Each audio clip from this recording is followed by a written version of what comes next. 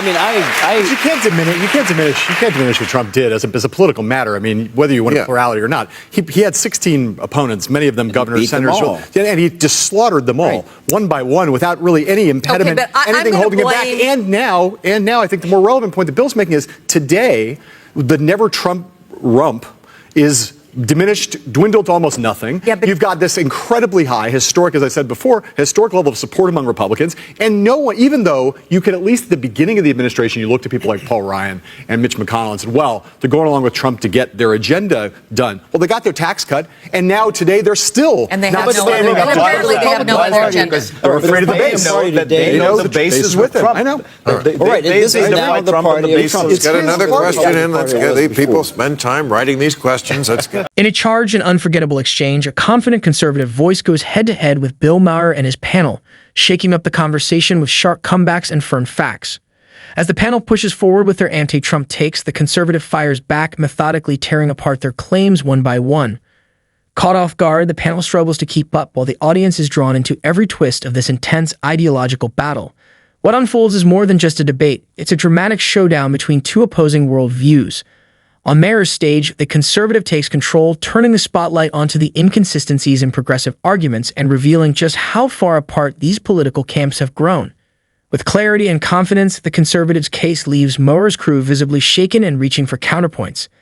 If you're into no-holds-barred political debates, this fiery moment delivers. Packed with viral energy and thought-provoking exchanges, it's a must-watch that's sure to light up discussions across the spectrum.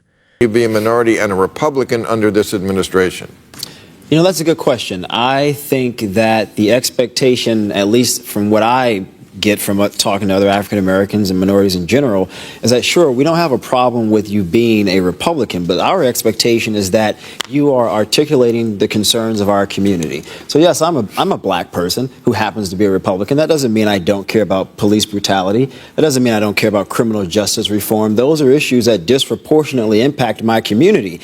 And it is my duty, if you will, when I'm at that table, when I'm in those meetings, to advocate for the issues of my community, because I recognize there will be moments like the moment we see now where you have a Jeff Sessions running the criminal justice system. And he's rolling back a lot of things that President Obama did with bipartisan support that benefited African Americans. So it is my charge to say, wait a minute here. You're not going to pass policy legislation that's going to continue to disproportionately impact not only black people, but brown people. So I think you can most certainly be a conservative and a minority, but being a Republican right now during the age of Trump, I think is a very difficult thing. Michael, you want to? No, absolutely right. I mean, which is why, sure, Michael happens to be one of my favorite Republicans, because what we've seen is a lack. Big of you. Well, I mean, pretty short list.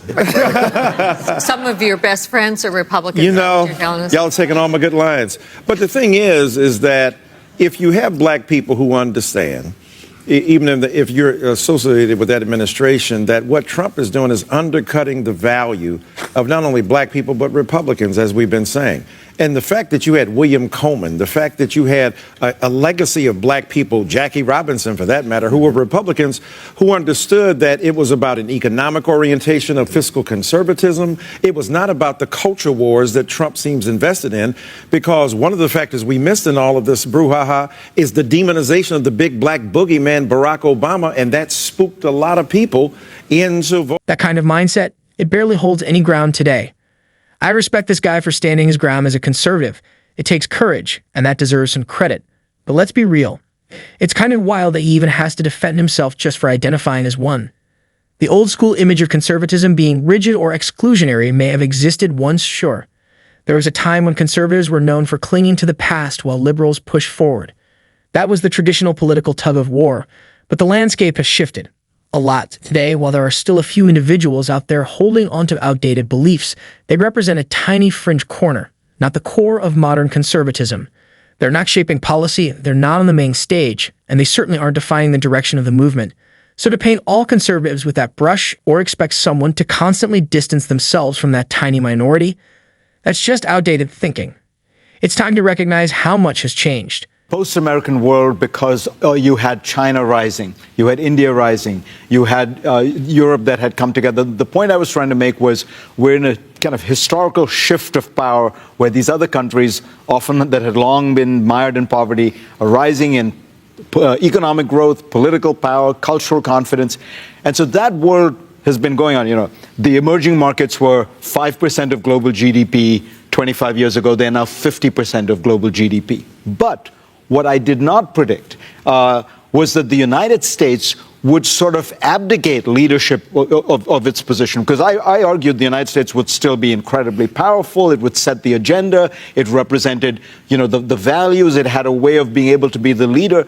And this shift where the United States has decided to literally just walk away from its own creation. I mean, people forget this was the world that FDR and Harry Truman built after World War II.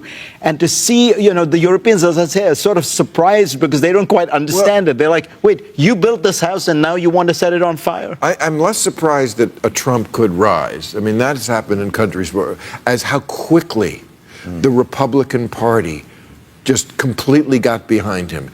It reminds me of the Neanderthals. You know, no, really. If I love ancient archaeology and that kind of stuff. So, like, you have the humans and the Neanderthals who are sharing the planet from about 100,000 BC to about 40,000 BC, and then suddenly, no more Neanderthals. I think because humans, they figured out the blowgun, so they could kill you from 10 feet away. I'm getting this from the movie Quest for Fire. But I think that. So, but like, it's like there's Neanderthals and then suddenly the fossil gone. And that's kind of what happened to the Republicans. I think they were just there and then they suddenly disappeared. I think what happened is, and this is, you know, gets to the point Linda was asking, what happened to my party? I think that Trump recognized, and the primaries you see this, that the base of the Republican Party was in a... Fareed Zakaria sheds light on a dramatic shift in global power.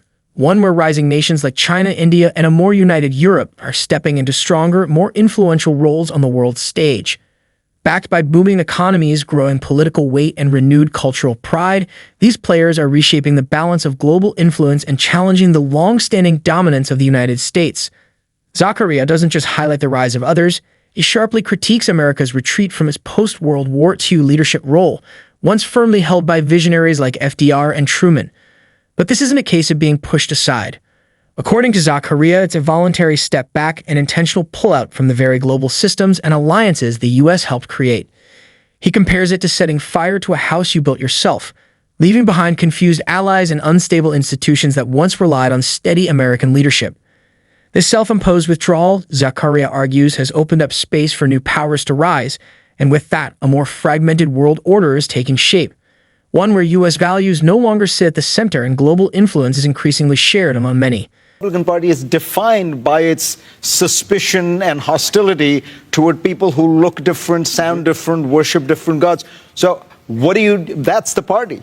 How are you distinguishing yourself? Well, look, Fareed, you know, President Trump talks a lot about patriotism to the country. When we say the Pledge of Allegiance to the flag, we say one nation, under God, indivisible, et cetera, et cetera. One nation, under God, indivisible. One nation. Rhetoric or reality? Do we truly believe we are one nation? And if we are, then that means we recognize and we accept that we are a country compounded of different folks from all over the world, regardless of what they look like, their sex, or their religion. Well, that's not how a lot of your fellow Republicans look at it. Donald Trump but Donald Trump certainly doesn't look at him. All you had to do is look at, you know, Hurricane Maria and look what happened in Puerto Rico. But we've allowed him, Linda, to define I wouldn't wait for your invitation to the CPAC convention. Yeah.